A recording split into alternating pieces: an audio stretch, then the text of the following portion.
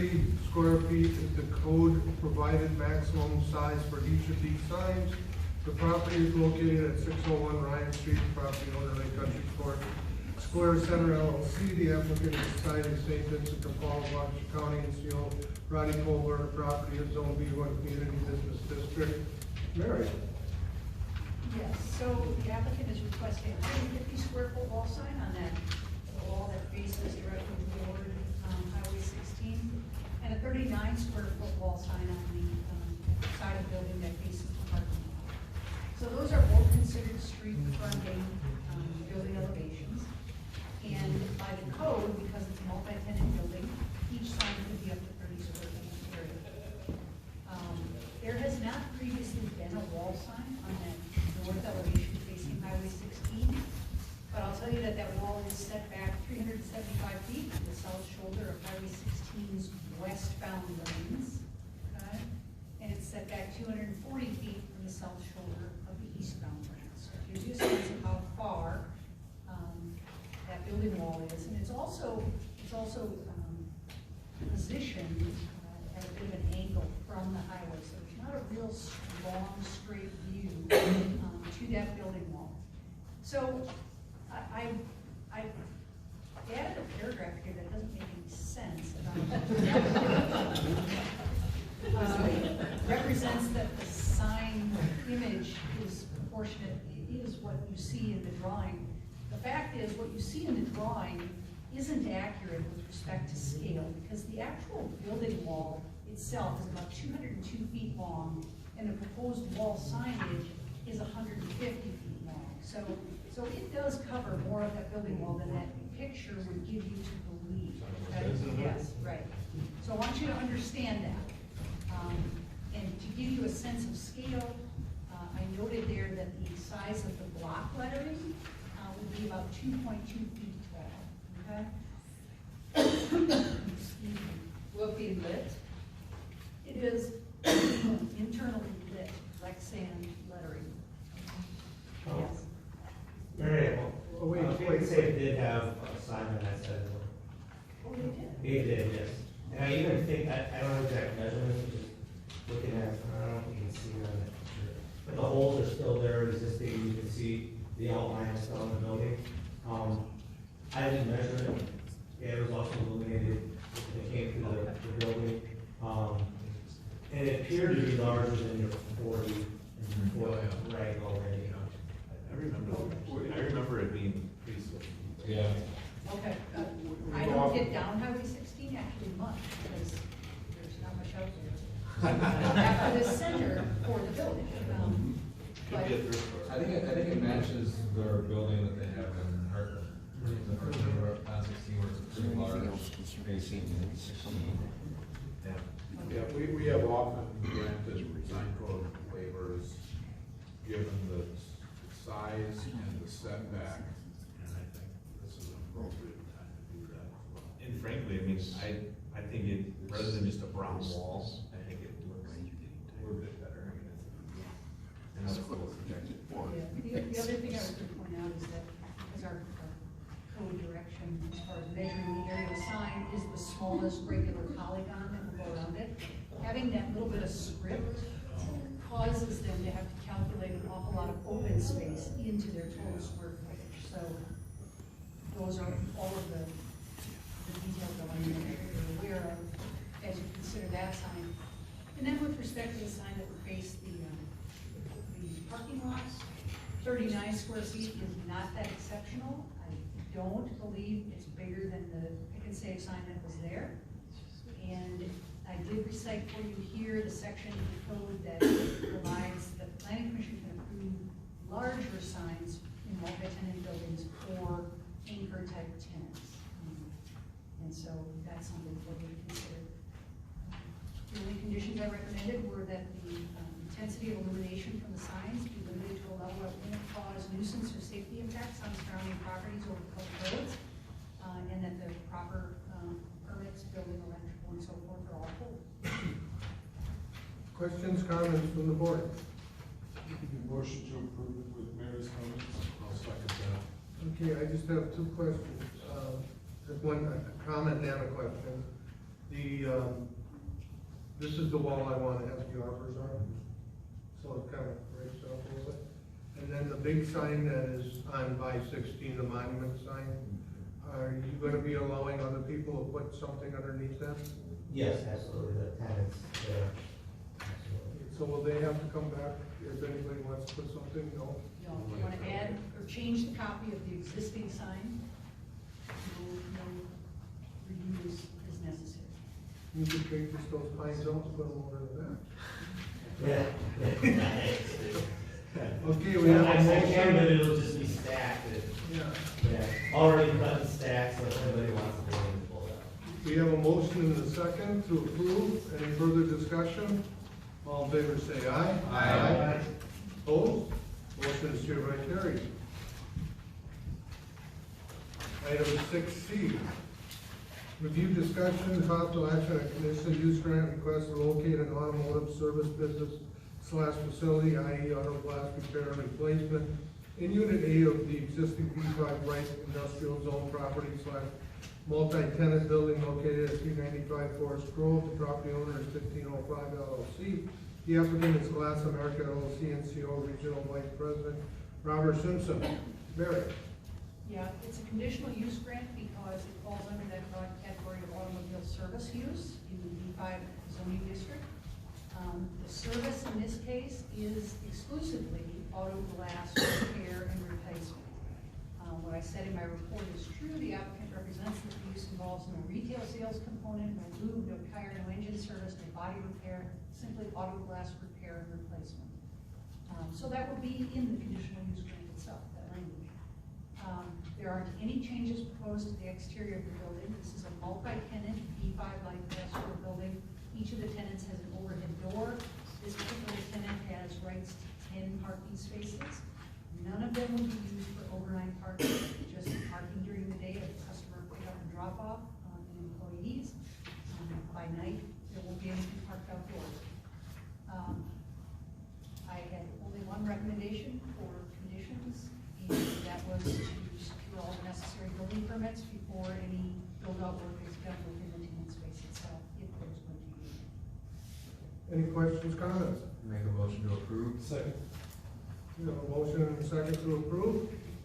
Any further discussion? One question, how many employees do they foresee having work at this location with the 10 parking spaces? If I could, there's gonna be 7 employees. Do you think the 10 would be enough with customers? The majority of the employees operate mobile vans during the course of the day, so they do not commute other than in their mobile. Okay, we have a motion and a second. All in favor say aye. Aye. Opposed? Motion is hereby carried. Item D, review and discussion of the pending Village of Pewaukee comprehensive plan update process for the planning commission. There will also be discussion regarding its relationships, connectivity to the near complete Village of Pewaukee strategic plan update. And I guess Commissioner Roberts gets to do this. Thank you. Number 2. Yeah. Mary, if you wanna bring up, today is really just an introduction to the planning commission, about the development or update of the comprehensive land use plan. But I wanted to kind of take a step back, first of all, because it is part of the strategic planning process. Just so you have a kind of frame of reference. A year ago, the board approved funds to engage a professional organization to help us in developing a new strategic plan for the village. Why? Well, first of all, we have an old one. It's about 9 years old. It was developed internally, and frankly, it was time to get a new one built out. That's a little more proactive, a little more strategic in its planning. Because, you know, quite frankly, today, the village, like a lot of municipalities in Wisconsin, there's a lot of challenges out there in a number of areas. We're seeing cuts in state funding, the way the state legislature has crafted the way that the levy is calculated, and just the fact that costs keep going up. So we really needed to have some plan of action in terms of how we're going to continue to grow revenue, and how we're going to take a long-term look at some of the costs that are out there and better manage it. As we went through the process, and I'll describe that process we went through, it's really meant to try and take a look at things more proactively with a longer vision in mind. Now, the process we went through for the strategic planning is, with the assistance of our consultant, is first they did an environmental scan, and what I mean by that is they started just taking a snapshot of what's going on in the village, in terms of its economy, in terms of its residential, and so forth. Just had that background. And that's where, came out with the fact that, yes, we have a high concentration of residential residents in the village. We then went through a series of interviews, interviewing all the board members, interviewing key business people in the community, other individuals like from the chamber and positively Pewaukee and so forth, to try and really get a much better sense of the viewpoint they have, and it was much more of like a SWOT analysis in terms of what their perspective was for strengths, weaknesses, opportunities, and threats. Well, we're a little surprised at the fact that a lot of the comments that were made, depending on everyone that was involved in that process, were very consistent. So that helped us at least to frame a lot of things. We then took that information and created a public survey out of it. Anyone who owned property received an invitation to participate with an online survey, and we got really good feedback. Actually, the consultant said that our participation rate within the village was much higher than what they've had with other communities. So we were really glad to see that. So then we took all of that information from the interviews and the surveys and the environmental scan, and the trustees had a series of workshops where we walked through all of that data to try and really hone in as to, okay, so what are going to be our key objectives, what are our strategies, what's our plan of action to go through, and through that process we started building out the actual plan. We're very close to, in fact, we are going to be presenting that Tuesday, right? Scott, it's on the agenda for next Tuesday's board meeting to actually present the draft to get approved by the board. So what you had in your packet tonight was a small portion of it. So it's not approved yet, it's still a draft, but a very small portion of it that deals with strategy number one. Strategy number one has to do with development and redevelopment. And there's a reason why it's strategy number one, is because it affects revenue. The way the levy calculation is done, the way the state prescribes it, is that the big driver of revenue is net new construction. So that if you were in a community where there's no new construction, you flatline. And so, as an example, with this past year, even though we started to see some new developments and things, the impact of those haven't hit yet. So our increase in revenue in terms of the tax levy was something like $22,000 on $1 billion of assessed value. Okay, that's because the construction hasn't been there. Now, within the village, we're 8 square miles, landlocked by the city and the lake. So, and I think the amount of assessed value of undeveloped land is like $300,000. So most of the village is infrastructure. So what's going to come into play is redevelopment, all right? That's not as easy as brand new developments because there's things there, okay? There's a lot of complications. So part of what we want to work on is a plan that we have a proactive approach to try and build this out. If you want to go to the next slide, Mary. Strategy one deals with a couple of things. First of all, we've gone through the process partially, and this is an ever-going process, it's evolutionary, is that we're identifying those areas that we believe are ripe for either development or redevelopment. Doesn't mean that it's going to happen tomorrow. We're just simply saying that these are the areas that we see. The second part, in which is what we're really going to talk about, and I'll let Mary go at it, but it's a big part of that is developing or updating that comprehensive land use plan. And the land use plan is really going to be, and I think it was 20 years ago that was last done. Eric, were you involved in that? I was. Okay, so you're going to be the one person that's actually been through this. 10 years. 10 years. 10 years, okay, is it 10 years? All right, thank you. Still there. But this is where really we provide that vision, that direction in terms of how do we want to see things, where do we want to see it. And frankly, until we started talking about it with Mary, I had no idea how complex and comprehensive it really is. But we're gonna go through that process of updating that.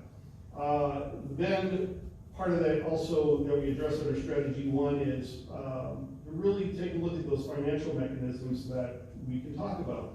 If you remember at the meeting that we had at the high school where we had the gentleman who had the concept for rental properties on the old River Hills, and I wasn't speaking out of turn when I was telling him that you bring us the right kind of development, we're prepared to put money behind it, to create that incentive. If you don't, we won't. We're in a good position. The village is, from a debt perspective, our debt is very low on a number of dimensions. So looking at things like TIF and so forth to really try and create those incentives, we're in a position we can do that. So what we want to be able to do is start outlining that. We don't want to show our hand too terribly much because it hurts with negotiations, but we want to make it real clear that we're prepared to invest in the things that we want as a village. So we're going to go through all that process as well. And then, the next slide. So that's kind of the framework we have for the strategic plan. So the next step in this is to actually start doing it. And this is where I'll let Mary kind of go into what that all means and how we go about that. Because as we work through the process, it's obviously going to come back to the plan commission, and then ultimately we'll go to the board. So Mary, you want to kind of take it from there? Right, so we're about to kick off a 10-year update to our comprehensive plan. So 10 years ago we did this. The state enacted some legislation that said every community in the state is going to create a comprehensive plan. And it's going to contain these 9 elements. You see them listed here. And each one of those has, to some extent, some relationship to this strategic plan that's been done now by the village board.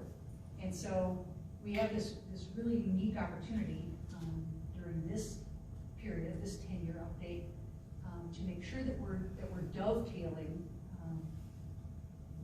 where it's appropriate the objectives of both the strategic plan and the comprehensive plan to the extent that it can help serve as a tool toward implementation of the objectives of the strategic plan. Last time that we created the comprehensive plan, we, like most of Waukesha County's communities, signed on with the county to be a partner in their comprehensive plan development. So they really pulled the lion's share of work on that, and we tweaked that county work to reflect the unique statistics, characteristics, objectives, land use plan, and so forth of the village. So this year's strategy, now that we're in the 10-year update period, will be really to take that existing comprehensive plan and go through it as written and element by element, chapter by chapter, update it empirically, but then also break it down to the extent that we need to expend a little more energy on what our priorities are that are coming out of the strategic plan. Specifically, we're talking about community facilities and utilities element. I can give you a little more detail on each one of those.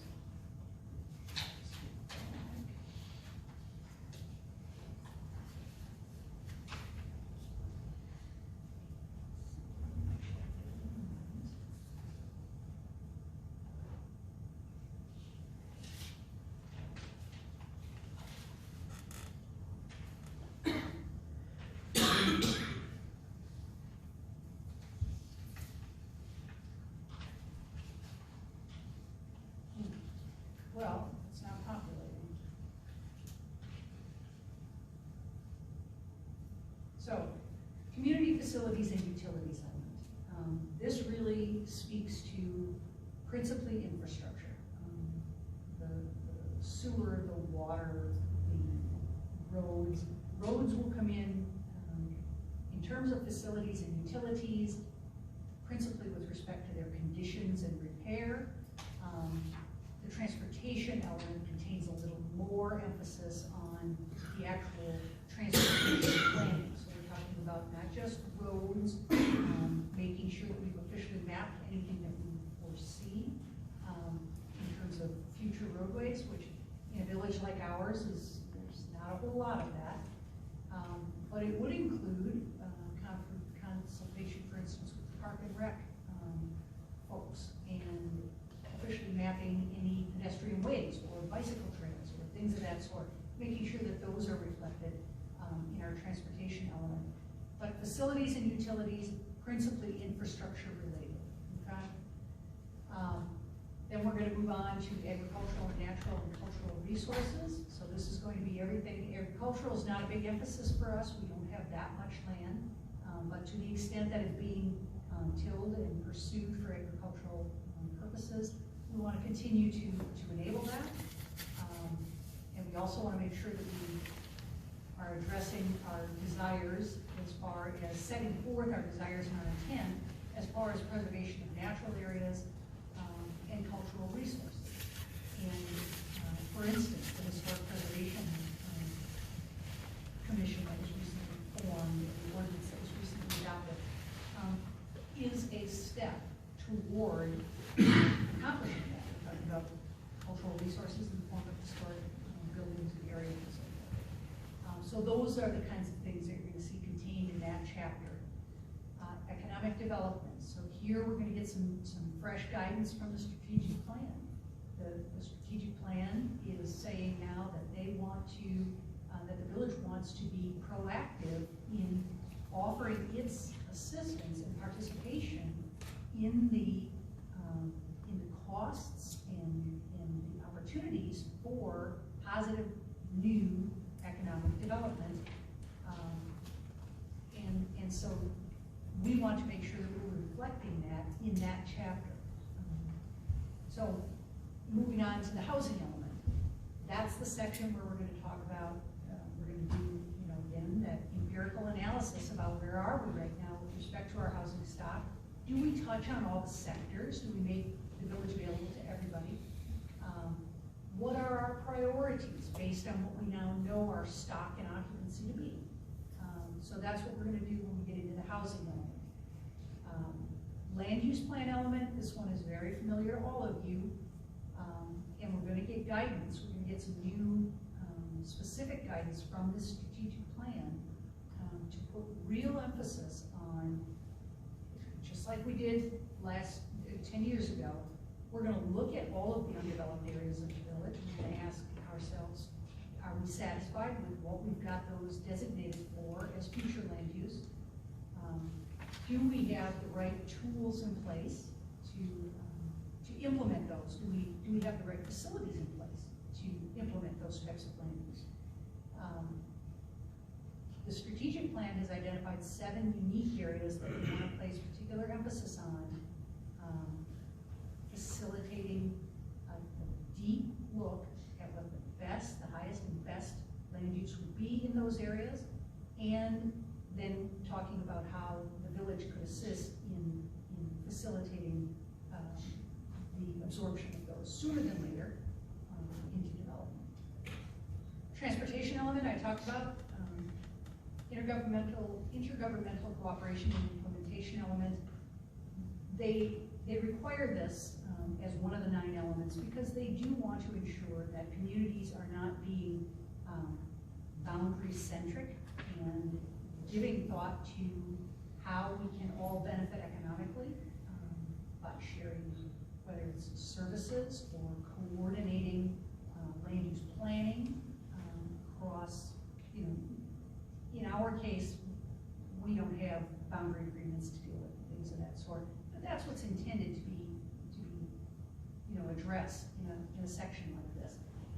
So we're going to take all of those 9 elements and tackle them one chapter at a time, coming forward, starting, I think, as soon as January is our plan.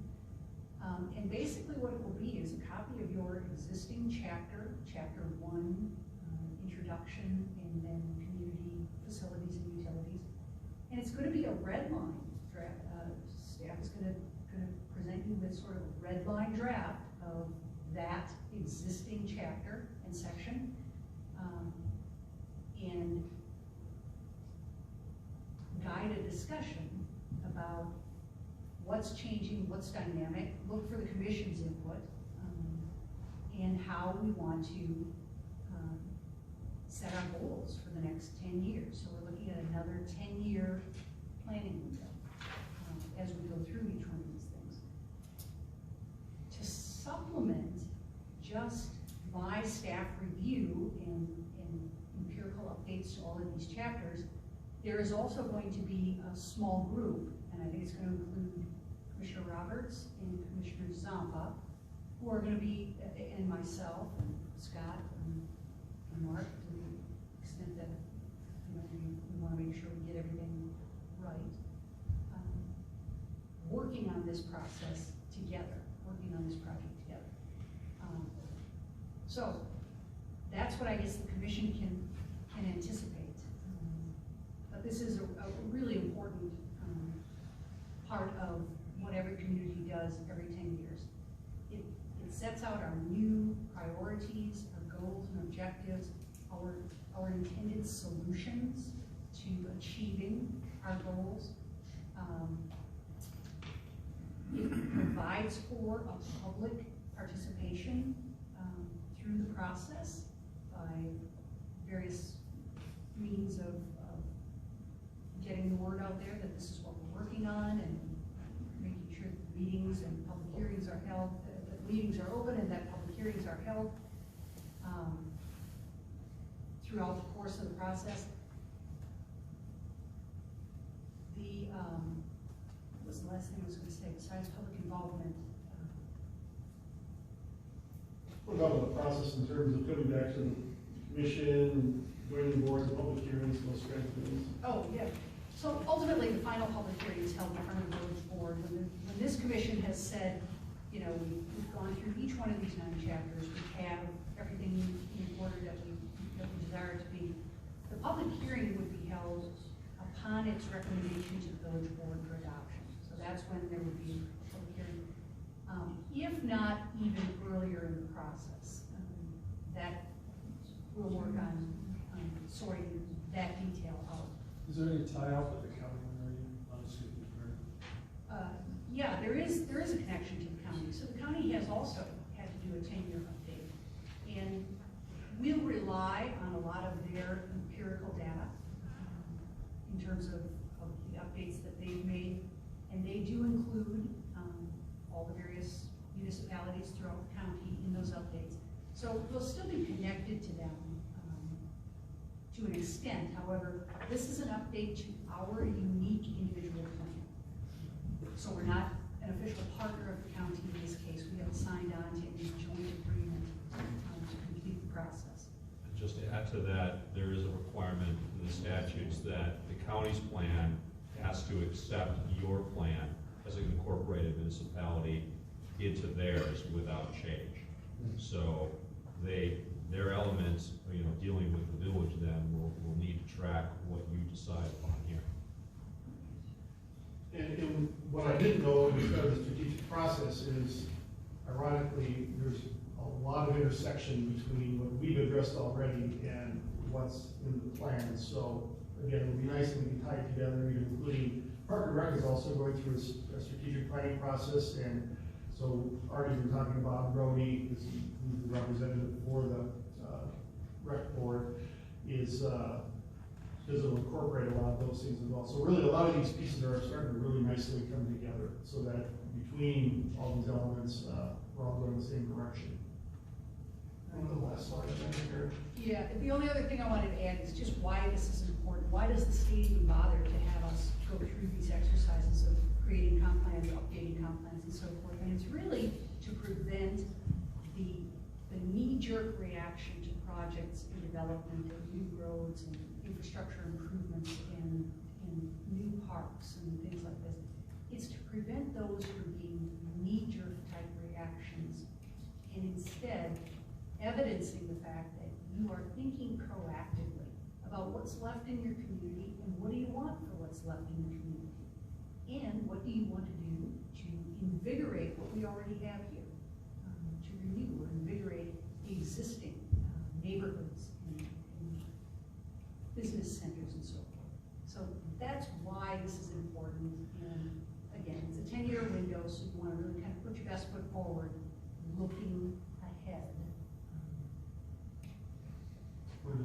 Just to add to that, then the law requires that once you've developed this plan, that your future decisions are consistent with that plan, with the exception of conditional uses, another gift in Act 67.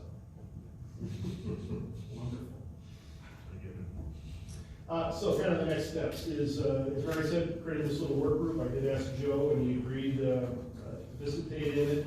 Because quite honestly, even like with the strategic plan, we have a small work group to kind of do the heavy lifting and move it through. When we try and do something this large with a large group, it doesn't move very fast. So the idea is we can start moving through that process, and as Mary said, we'll bring pieces as we get through them. We're of the opinion that we would rather do it right than rush it. So there's no specific timeline when this is going to be finished.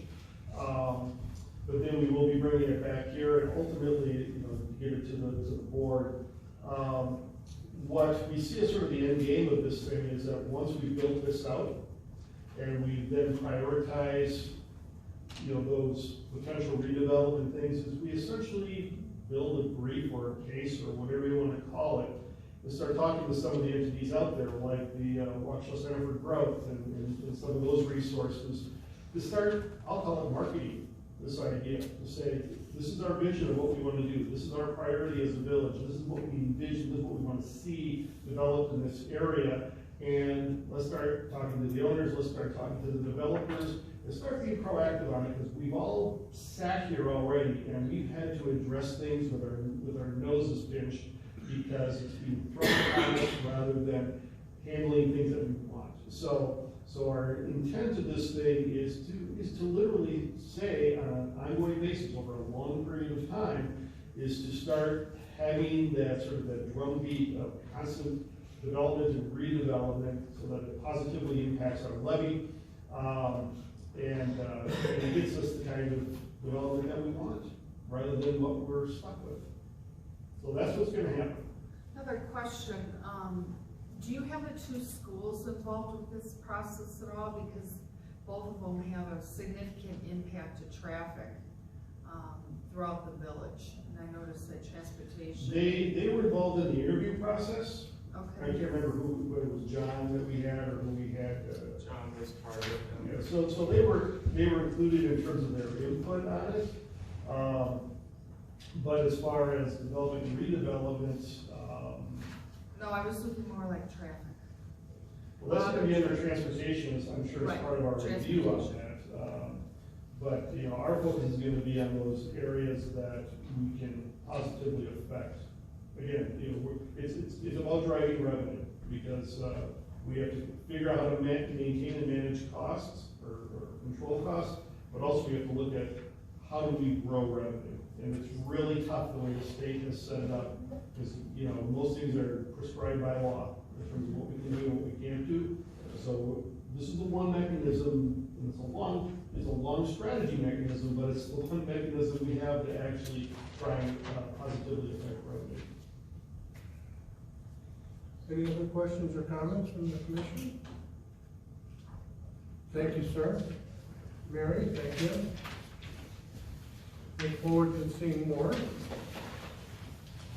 Item 7, citizen comments. This is an opportunity for citizens to share their opinions with board members on any topic they choose. However, due to Wisconsin open meeting laws, the board is not able to answer questions or respond to your comments.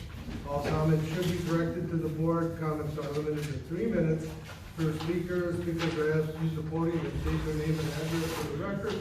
Is there anyone here that would like to make a comment at this time? Yes, ma'am. Please come up to the podium and state your name and address. Hi, Kathy Savati, 829 Evergreen Lane, in Pewaukee.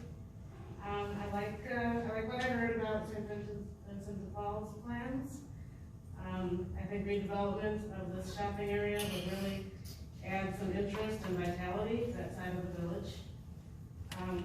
To that point, having new single-family houses on the Queen of Apostles site would provide an opportunity for families to come in, shop there, work there, and support the economy of the village.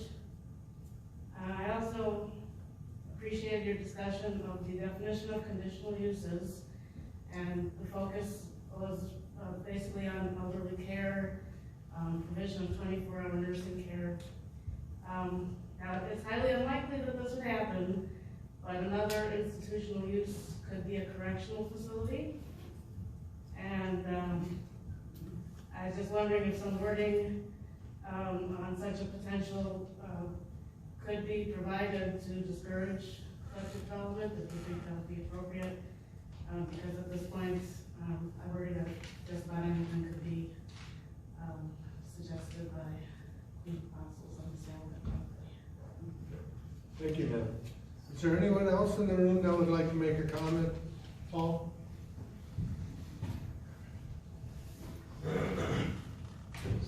Paul Evers, 327 Lookout Drive.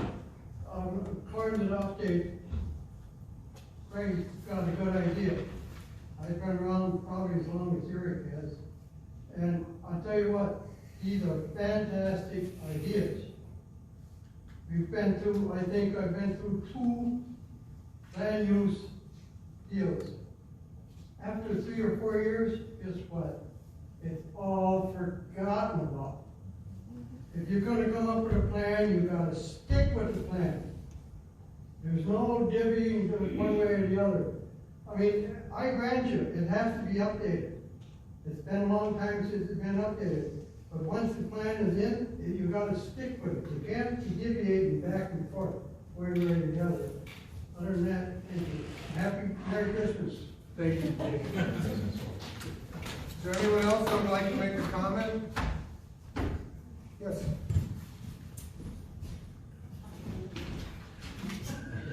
Sandy Moncada, West 276, North 2177 Spring Creek Drive.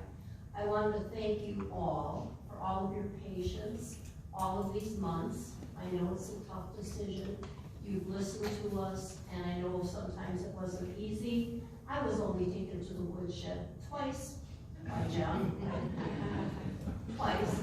But anyway, Merry Christmas, Happy Holiday, have a safe one, and you'll see us again. Thank you. Is there anyone else that would like to make a comment? Teresa Hoff, 1276 Timber Ridge. I can't agree with Paul and my friend over there, Sandy. Yeah, there. Hello. I do agree with really looking at the definitions of residential versus institutional. However, I also caution us to really look at that and not listen to, you know, I ask that each one of you Google it yourself, pull out your old Webster dictionaries, and actually look at what the actual definitions are. Institutional means anything regulated outside of a private home setting. So that can include buildings such as hospitals, schools, libraries, auditorium. It can also include correctional facilities, things of that nature. When you talk about that, you also talk about medical care. Medical care can be in what's considered a CDRF, which is a community-based residential facility. Services include having a room, having a supervision, support, and universal areas. So again, when you talk about groups coming in and having a library space and having a cooking space and having a teaching space, again, these are portions of it, and they don't necessarily require nursing care. It says up to, it says it may include up to 3 hours of nursing care. Nursing care is also defined as, you know, doctor calling in order to a specific location and a person writing that could be considered a care. So I ask you to visit a lot of the new facilities that Cindy has actually provided, and there are on-site persons, even though they are independent senior living communities. We seniors, I met that group now too. We also require all of the additional services, such as our police, our fire, or everything else that you've all heard about, we've all talked about in 2019. Again, we all can't help but go back to what we're passionate about, is excited about St. Vincent coming in, excited about that area hopefully being revitalized. Hit Kirkland Crossing up, a lot of seniors there would probably love a lot of opportunities, and there's a pathway we know right there. However, we seem to concentrate a lot on behind the building and the neighbors located across the sidewalk, across the street, across two separate driveways. Let's remember all of the neighbors off of 400 West Wisconsin. Thank you, guys. That's all. Anyone else? Yes, ma'am?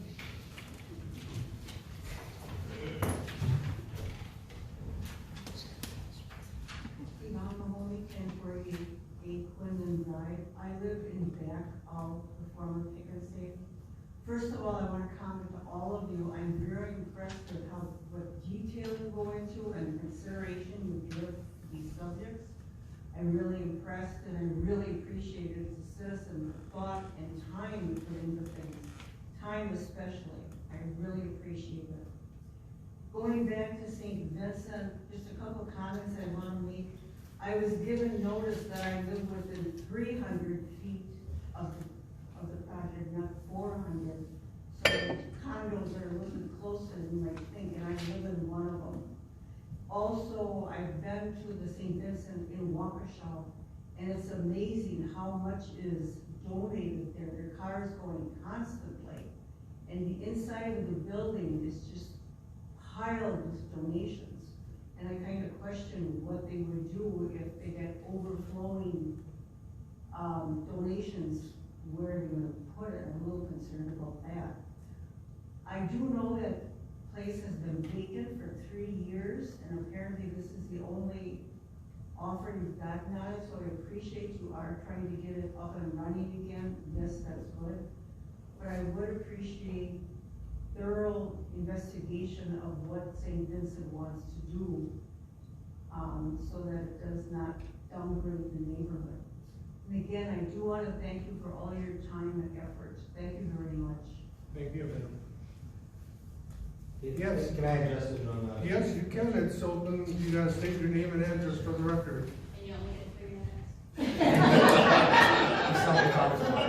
And they hold you to it. Roger Miller's on 4856 South Edgemont Court in Berlin. As for excess donations, there are places like Savers and other places in third world countries throughout the world that every day she's absolutely right, we have excess. And part of that, we sell this, it's called a secondary market. We either sell the clothes either untouched or after we sort them.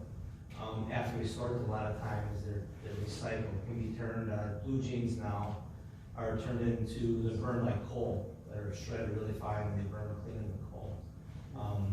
All the items that we can't use are either disposed of in the trash compactor, or they're sold on the secondary market. There's other thrift stores that aren't as lucky as us that don't get everything that they need. There's for-profit thrift stores such as Savers. Also, the clothing does go to third world countries where they're able to sell them in the markets. So an excess, I welcome an excess because that actually means we make X amount of dollars, or actually cents per pound with the overflow product. So just in case I did want to clear what you had to say, that that's really where the excess goes. And we use almost like 75% of items that come to us, which leaves 30%, which doesn't sound like much, but when you're dealing with volumes of a 50,000 square foot store, it's quite a bit. So this location also, if you talk about the Waukesha location, you will see items in back of the store, just because we weren't able to configure that store the way we were in this one. All the items that are donated here will go directly in the door. So if you go to the Waukesha location, you see the stuff out back. We learned our lesson a little bit. We're lucky enough that behind us is a railroad track, and behind that is a brick wall. So we don't really have an issue with the neighbors, having seen that and having to guard that. But we did go through that in the common law, and we weren't asked to put trees there, but we did because it just makes sense. Thank you. Thank you. That's it then, everybody? Make a motion to adjourn? Second. All in favor, say aye. Aye.